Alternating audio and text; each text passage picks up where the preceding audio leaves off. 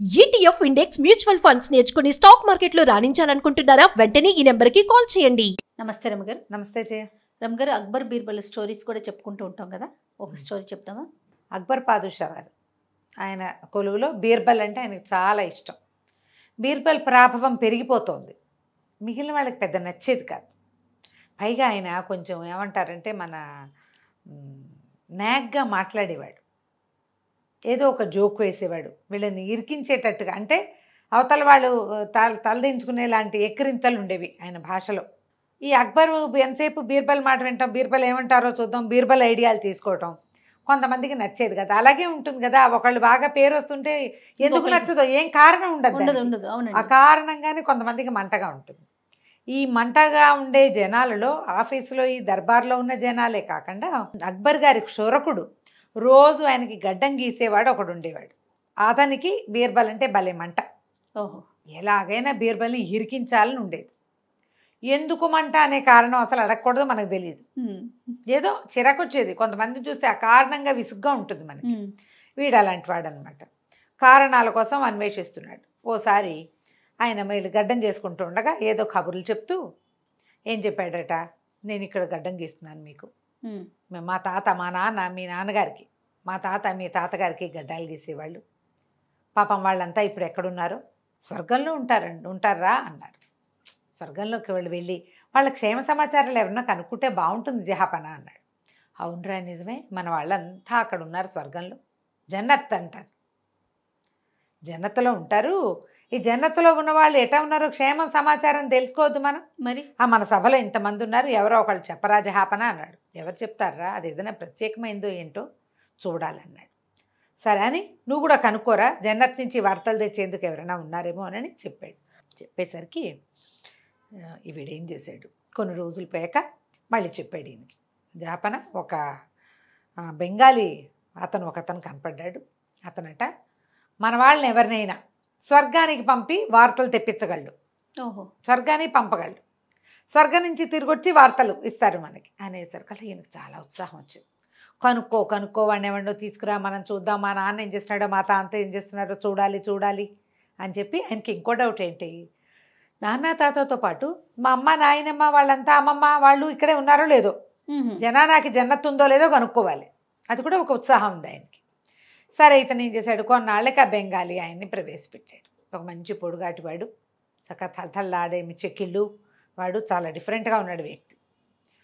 ఆయనతో మాట్లాడిస్తే అక్బర్ పాదుషా వారికి ఏం చెప్పాడంటే, తప్పకుండా పంపిస్తానండి, స్వర్గలోకవాస యాత్ర నేను చేయించగలను, కాకపోతే వెళ్ళడానికి ఎవరైనా రెడీ కావాలి, ప్రాసెస్ పెద్దది చూడండి, మరి దాన్ని ఒప్పుకునేటట్టయితే మీరు ఎవరిని చెప్పితే వాళ్ళని పంపిస్తామన్నారు. జనాలకు భయం వేసింది. సభలో ప్రకటించారు, మీరు వెళ్తారా అని అందరినీ అడిగారు.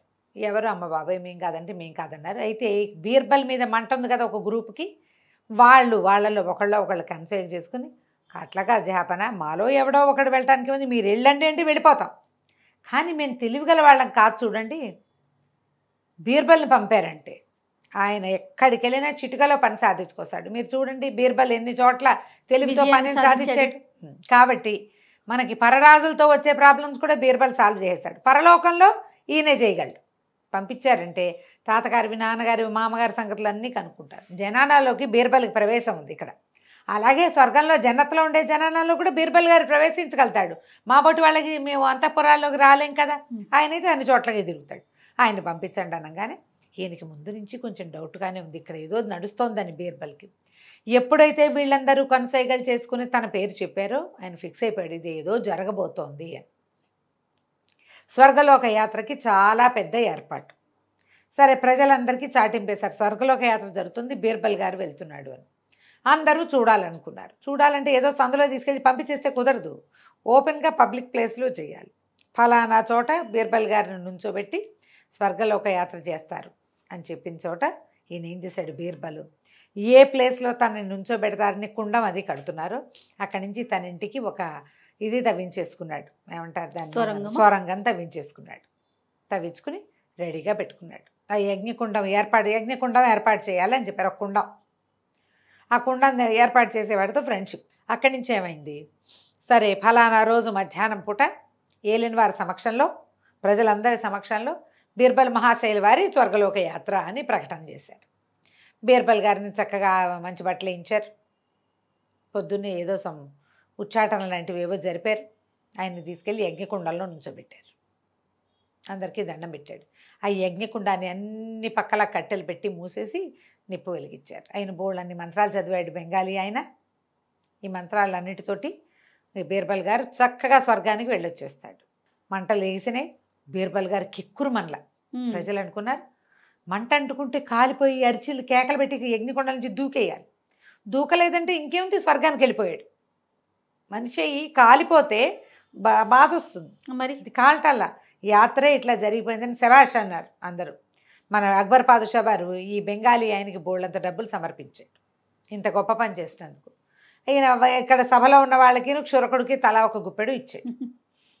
బీర్బల్ గారు ఏం చేశారు, ఎప్పుడైతే నిప్పులు మింటికి ఎగిసినాయో, పైగా ఏంటంటే చుట్టూతా కట్టెలు పెడితే లో కట్టెలు వెలగడానికి టైం పడుతుంది కదా, ఆ లోపల ఈయన యజ్ఞకుండం కింద కాలుతో తన్ని ఒక చెక్కముక్క అడ్డం పెట్టుంది దానికి. తన ఇంట్లోకి వెళ్ళిపోయాడు. అక్కడి నుంచి సొరంగంలోకి వెళ్ళి సొరంగంలో నుంచి నడుచుకుంటూ ఇంటికి వెళ్ళిపోయాడు. 3 నెలలు గడిచింది. స్వర్గానికి వెళ్ళి అందరికి యోగక్షేమం కనుక్కుంటున్నారు, బాగానే ఉంది. అంతే 3 నెలల తర్వాత బీర్బల్ గారు స్వర్గం నుంచి తిరిగి వచ్చాడు అని వార్త వచ్చింది. బెంగాలీ అయిన తట్టాపుట్టా సర్దుకుని పారిపోయాడు. సభికులందరూ సభాసదుల్లో కొంతమంది ఉన్నారు కదా, ఈయన బీర్బల్ని పంపించిన వాళ్ళు వణికి చచ్చిపోతున్నారు, ఏమైపోతుందో అని. క్షురకుడు మహాభయంతో ఉన్నాడు. ఏదో కొంప మునుకుని మనం అంటిచ్చేసాం, అక్కడ జరిగింది తెలియదు, చచ్చిపోయి ఉంటాడు, ఎట్లా వచ్చాడు.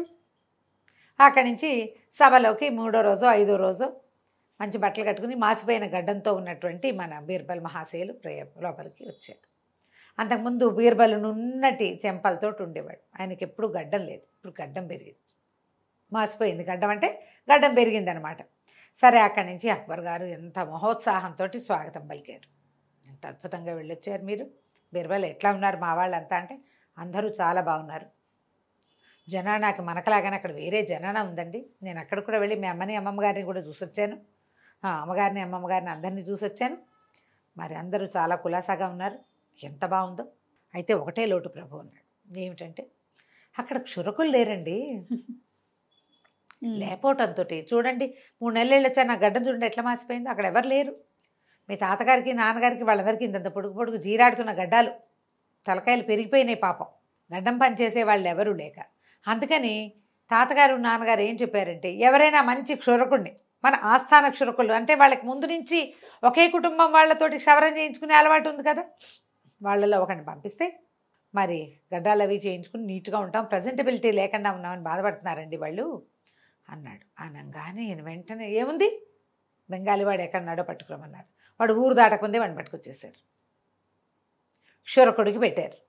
నువ్వు మా ఆస్థాన క్షురకుడివి, మీ నాన్న మా నాన్నకి చేశాడు, మీ తాత మా తాతకి చేశాడు, నువ్వు వెళితే ఇప్పుడు వాళ్ళు సంతోషిస్తారు, మీ తాతని నాన్నని చూసినట్టుగా ఉంటుందని క్షురకుడిని రెడీ చేశారు. వాడికి కాళ్ళు ఉనికిపోయినాయి, వాడికి తెలిసిపోయింది. సభలో ఉన్న వాళ్ళంతా కొంచెం సర్దు కూరుకున్నారు, మాట్లాడుకున్నా మాకు తెలియదు అన్నట్టు ఉండిపోయారు. కల్పించుకుని క్షురకుడు వద్దని అంటే కొంప మునిగిపోతుంది. అయితే క్షురకుడు రేపు స్వర్గలోక యాత్ర అనగా ఇవాళ పరిగెత్తుకుంటూ వెళ్ళి బీర్బల్ గారు కాళ్ళు పట్టుకున్నాడు. బాబు నన్ను క్షమించండి, ఏదో సందర్భంలో ఈ మాటలు అవుతున్నాయని నేను మన దీంట్లో సభలో ఉన్న 3-4 చెప్పాను, వాళ్ళేమో ఈ బెంగాలీ వాడిని వాళ్ళు ఏర్పాటు చేశారు మిమ్మల్ని మీ పేడ వదిలించుకోవడానికి అంటే, ఈయన ఏం చేశాడు, క్షురకుడిని వెంబడిపెట్టు తీసుకుపోయాడు. ఏం జరిగిందో అక్బర్ గారి ముందు ఓపెన్ చేశారు. ఏ 4 ఆ సభలో ఉండేటువంటి ఆఫీసర్ల వల్ల ఇది జరిగిందో వాళ్ళకి దేశం నుంచి బయటికి పంపించారు, దేశ బహిష్కారం విధించారు. క్షురకుడికి 4 అక్షింతలేసి వాడికి ప్రమోషన్ ఎప్పుడు ఇవ్వలేదు, అలా చేశారన్నమాట. కథ కంచికి మనం స్వర్గలోకం చుట్టూ ఇప్పుడు ఇంకోళ్ళు అయితే అయిపోతారు, అవును, లేదా భయపడతారు.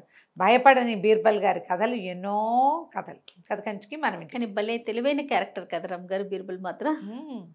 అవతల వాళ్ళని ఇరికించడం ఇరికించడం. అది నమస్తే. నమస్తే.